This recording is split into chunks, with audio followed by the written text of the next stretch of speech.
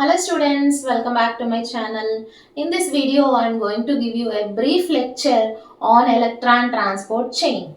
So in the earlier 3 steps of aerobic respiration, a total of 12 high energy electron pairs are released in the form of NADH plus H plus and FADH2. Okay. So this is the overall reaction, students. In this, one glucose molecule is completely oxidized to carbon dioxide. So in this we get 12 high energy electron pairs in the form of NADH2 plus FADH2. Among 10 NADH2, 2 NADH2 are released from glycolysis and 2 NADH2 from oxidative decarboxylation and remaining 6 from TCA cycle or tricarboxylic acid cycle or Krebs cycle. So 2 FADH2 they are released from tricarboxylic acid cycle, whereas 4 direct ATP are released in the aerobic respiration. So they are from 2 from glycolysis and 2 from TCA cycle. So a total of 12 high energy electron pairs are released in the form of NADH2 and FADH2. So those electron pairs, they enter into the electron transport chain. The location of electron transport chain is inner membrane of mitochondria. So when the electrons are passing through the electron transport chain, it will pumps protons into the perimitochondrial space or intermembrane space. When they are coming back to the matrix, they releases energy. That energy will be utilized for the ATP synthesis. So, electron transport chain involves 5 complexes. Complex 1, 2, 3, 4 and 5. And also it involves 2 mobile carriers such as ubiquinone and cytochrome C.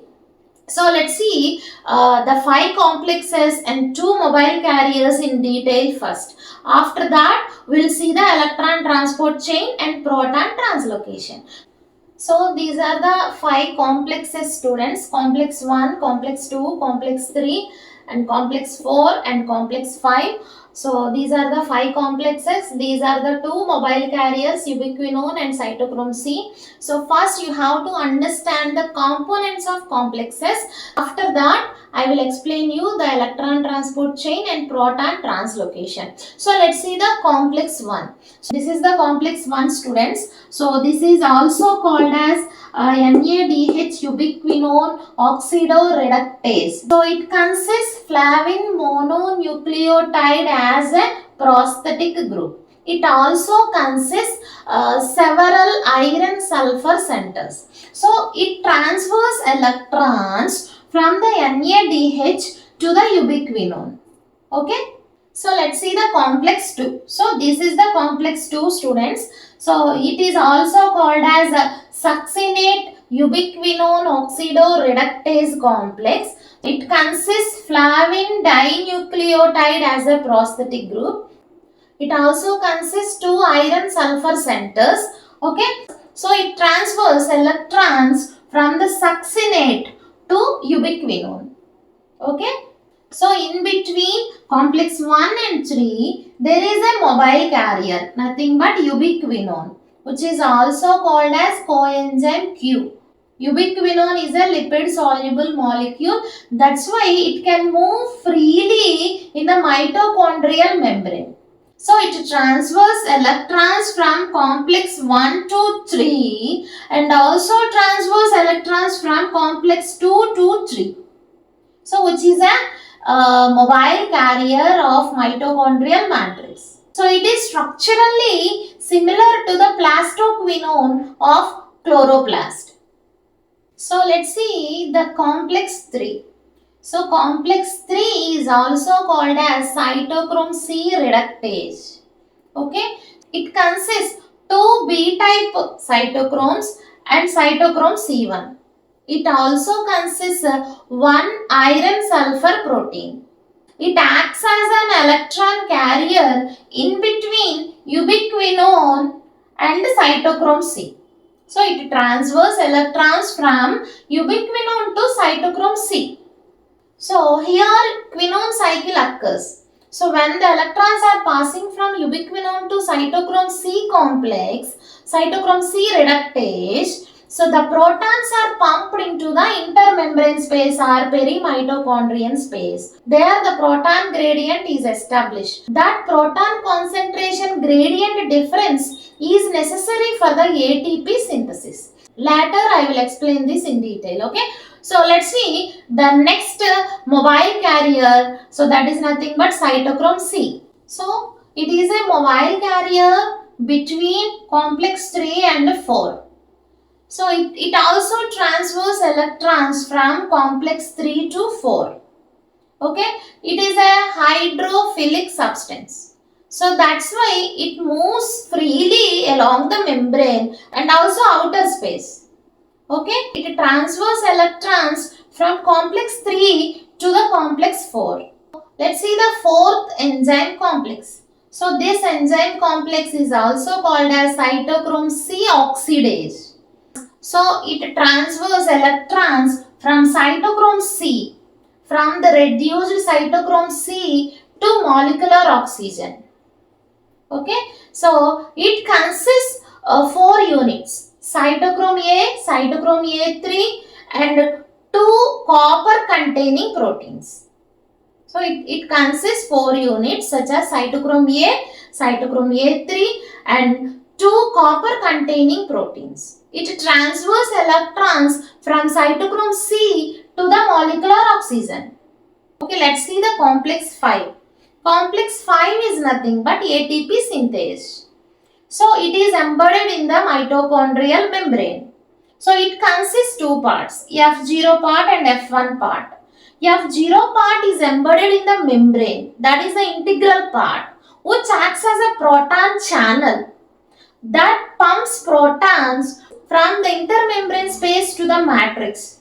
When they are passing through the down the gradient, that means high concentration to the lower concentration, it releases energy. That energy will be used up by the ADP for the synthesis of ATP. So F1 particle, F1 part or head part, that is the actual catalytic site for the ATP synthesis. Okay. So let's see the actual mechanism of electron transport chain, how they transverse electrons, how they pumps protons into the intermembrane space or perimitochondrial space, how they involved in the ATP synthesis. Okay, so complex 1 is the gateway for the electron transport chain. So one NADPH that transfers 2 electrons to the complex 1. Okay, so thus NADH plus is oxidized to NAD plus. Okay, so complex 1 is reduced by accepting 2 electrons from the NADH plus H plus. So complex 1 transfers 2 electrons to the ubiquinone. For every 2 electrons passing from complex 1 to the complex 2, there is a pumping of 4 protons into the perimitochondrial space. So here you have to know one thing. When electrons are passing through the ubiquinone, the quinone cycle occurs. So you have to know what is quinone cycle. So initially, before receiving electrons from the complex 1, it is in partly reduced form. So that is nothing but semi-ubiquinone. So initially it receives 1 electron from the complex 1.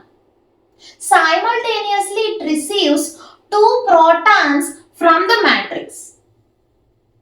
Okay. So it conveys 1 electron to the cytochrome B. Thus it gets reduced to ubiquinol. Initially it is in the form of semi-ubiquinone. After getting 1 electron and 2 protons, it gets reduced to ubiquinol. Now it transfers that one electron to the cytochrome B and it releases two protons into the perimitochondrial space. So later it again receives one more electron from the complex 1, two more protons from the matrix. Again it transfers it to the cytochrome B. Then two more protons are released into the perimitochondrial space. So this is called quinone cycle. It occurs when the electrons are passing through the ubiquinone to the complex 3. Four protons are released into the perimitochondrial space. So complex 3 conveys electrons to the second mobile carrier cytochrome C. So now the electrons are transferred to the complex 4. Complex 4 transfers electrons to the molecular oxygen. There it is converted to H2O. So in this way, one water molecule is formed. Okay, so here also you have to know how the protons are released into the perimitochondrial space. For every 2 electrons are passing from the cytochrome C to complex 4, there is a translocation of 4 protons. But here I wrote 2 protons only. Why? Because, so among 4 protons, 2 protons are utilized for the water molecule formation and remaining 2 are pumped into the perimitochondrial space. Okay. In this way, for every 2 electrons released from NADH, when they are passing through the electron transport chain, one water molecule formation occurs. It also associated with the translocation of 10 protons. It also associated with the translocation of 10 protons into the perimitochondrial space.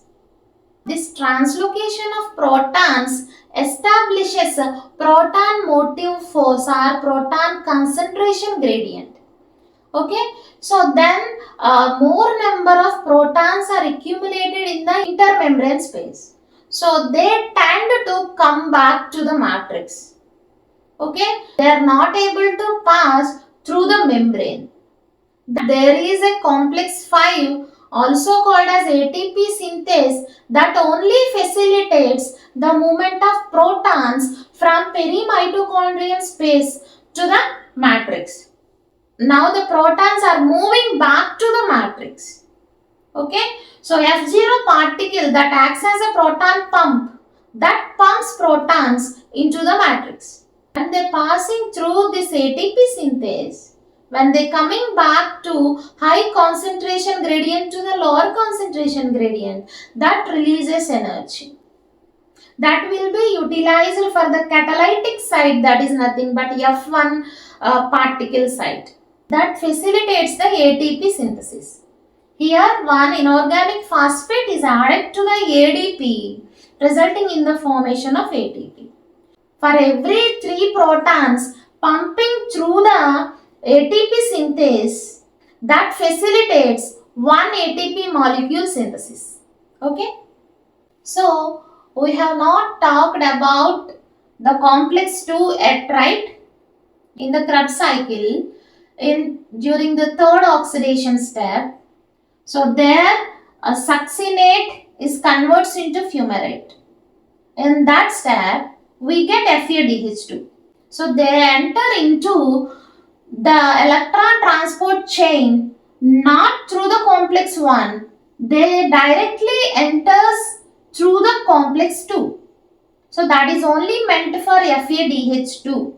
Okay, that is only meant for the translocation of electrons from FADH2. So 2 electrons from FADH2, they transferred directly to the complex 2 and then they transferred to the ubiquinone. Here also quinone cycle occurs, then we get 4 protons. When they passing through the complex 4, we get 2 more protons. So, for the pumping of 2 electrons from the FeDH2, we get 4 plus 2, 6 protons. They enter into the perimitochondrial space. So, for 1 NaDH2, we get 10 protons translocation into the perimitochondrial space, whereas for 1 FeDH2, we get 6 proton pumping into the perimitochondrial space. So in this way, we get 3 ATPs from 1 NaDH2 and 2 ATPs from 1 FeDH2. Okay? Similarly, we get 2 NaDH2 in the cytosol through glycolysis. So they also enters into the electron transport chain, but the difference is, so they enters into the electron transport chain directly through ubiquinone pool. So with the help of an enzyme NADH dehydrogenase, which is associated with the inner membrane of mitochondria. So in this way, from external NADH, they prepared in the cytosol, not in the mitochondrial matrix. Okay. When they are passing through the electron transport chain, they are also involved in the translocation of only 6 protons. Why? Because they entered directly through the quinone pool, ubiquinone pool. Okay. So that's why from external NADH we get 6 protons only. So in this, proton translocation occurs through complex 1, complex 3 and complex 4 only.